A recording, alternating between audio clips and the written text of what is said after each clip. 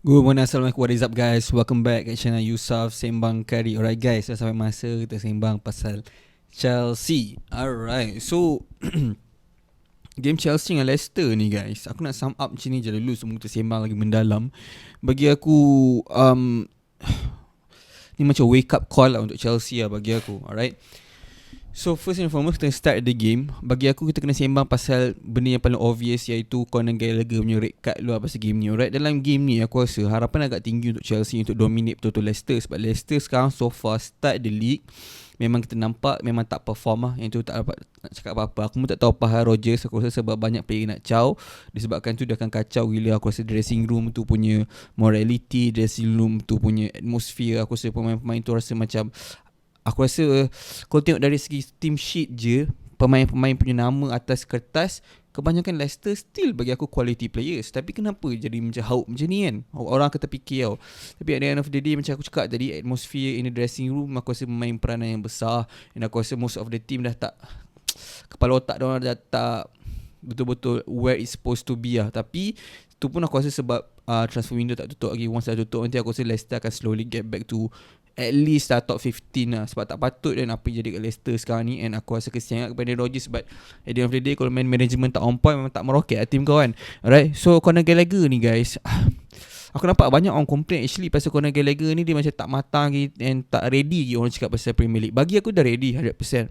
Kita nampak apa yang dia boleh offer kat Palace dulu under Patrick Vieira.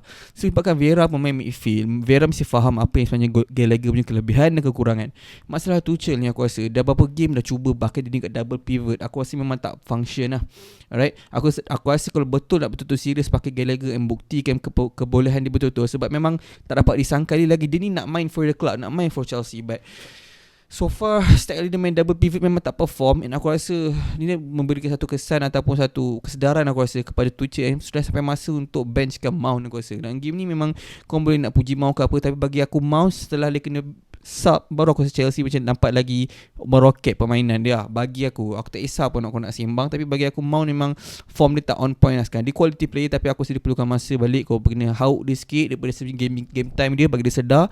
And kalau kau tak play to the level yang kau patut main kat Chelsea Football Club, kau memang kena bench bagi player lain yang meroket yang buatkan kau fight for your place balik. Alright, tak ada first level guarantee. Walaupun kau quality player, walaupun kau pernah main untuk England, tak ada kena mendengar adik-beradik dia. Alright, first yellow card memang naif mungkin bagi aku, tapi second yellow card ramai orang complain kat, tapi bagi aku memang necessary. Sebab kalau Harvey Barnes go through, memang dia dah jadi last man. And Gallagher pun sebelum dia tackle tu dia macam last man dah. So walaupun dia tackle tu dalam daripada dia punya defense half untuk Leicester, still kad kuning lah. Tapi kalau benda tu jadi dekat dalam last man dekat bahagian dekat Chelsea, memang kad merah confirm. And aku rasa tak ada orang boleh complain pasal second half tackle dia tu lah. The only part orang boleh complain is problem orang cakap dia tak cukup experience. Yang mana kalau dia ada cukup experience, maybe kalau Harvey Barnes lepas pun dia, disebabkan jauh lagi dengan gol, either Mendy boleh keluar awal ataupun player-player lain boleh recover. Sebab jauh lagi, and orang yang bawa bola dia akan lagi slow daripada orang yang kejar bola. Alright, so disebabkan tu je mungkin dia buat kesilapan kat situ lah. But it is what it is. And aku rasa salah Tuchel sebab aku rasa position tu memang tak sesuai lah untuk dia double pivot tu. Either sesuai untuk dia, tapi kena main dengan player yang lagi meroket daripada Jorginho. Itu je lah yang aku boleh fikir. Selain daripada itu memang tak sesuai dengan dia.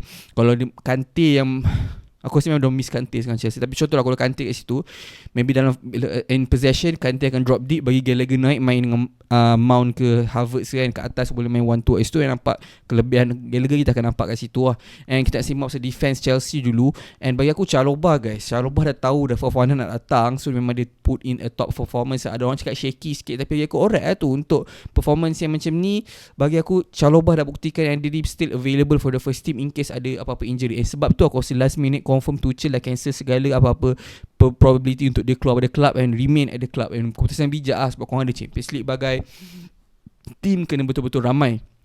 Kalau tak memang hauk lah. Tu pun semalam aku rasa Chelsea bernasib baik sebab finishing Leicester tak on point. Aku tak tahu apa hal dengan diorang punya team, diorang punya management of play memang tak kena. Aku rasa kesian lah, banyak gila set piece daripada yang diorang concede untuk yang Chelsea concede. And aku rasa kalau Leicester on a good day probably memang dah kesilapan besar untuk Chelsea lah, sebab nampak gaya macam diorang just tumpul. So Chelsea tak adalah nampak sangat kesan tu dari segi scoreline, diorang boleh menang the game. And aku nampak selepas kena red card tu, nampak Loftus-Cheek punya game makin function lepas tu. And aku rasa nanti bila Fofana dah masuk, memang kena letak Reece James balik kat right back, sebab kau nampak contribution untuk second goal Chelsea tu, and nampak kelebihan dia guys. Kau boleh bayang kalau Auba ada kat Chelsea nanti, apa yang dia boleh contribute dari segi striker tau. Kau boleh bayang tak? Kalau Reece James bola-bola macam tu sentiasa pass all the defenders, and kalau ada poacher yang sesuai, mesti function mat. Alright, aku faham sebenarnya apa itu Tuchel suka cuba nak buat dengan Mount, Havertz, Sterling, is that diorang interchangeable and diorang try drag players out so that boleh buat runs yang macam Sterling buat untuk first goal tu. Tapi at the end of the day, aku rasa Havertz dari segi pressing dia memang alright, on point tu sampai end of the game. Aku rasa memang dia cuba sebaik mungkin, but aku just rasa perlu bagi chance kat striker tu. Aku serius, aku rasa Havertz ni memang, kita tahu dia main kat Leverkusen ni bukan position dia, and aku rasa Tuchel macam paksa dia tau. So dia mungkin boleh perform dalam training ke apa sampai Tuchel nak guna sangat dia, tapi aku rasa macam rugi lah. And banyak agak player yang sebenarnya kalau kau perasan berdulu lagi under Tuchel suka play out of position, and korang pun boleh tahu pasal benda tu. And aku rasa korang pun sedar yang Tuchel just nak mampatkan tim tu lagi kan. Tapi at the end of the day, kalau players tu memang bukan born and membesar main position tu, kita akan nampak kekurangan dia bila main dalam Premier League, sebab memang physicality memang rocket dalam liga ni. So kalau kau tak on point, kau tak betul-betul 100% biasa dengan kau punya permainan, memang tak function. But setiap betul bagi aku, Kukureya function gila. Dia punya passing memang crisp gila, and kita akan nampak kelebihan dia lagi once deep defense dah betul-betul meroket untuk Chelsea.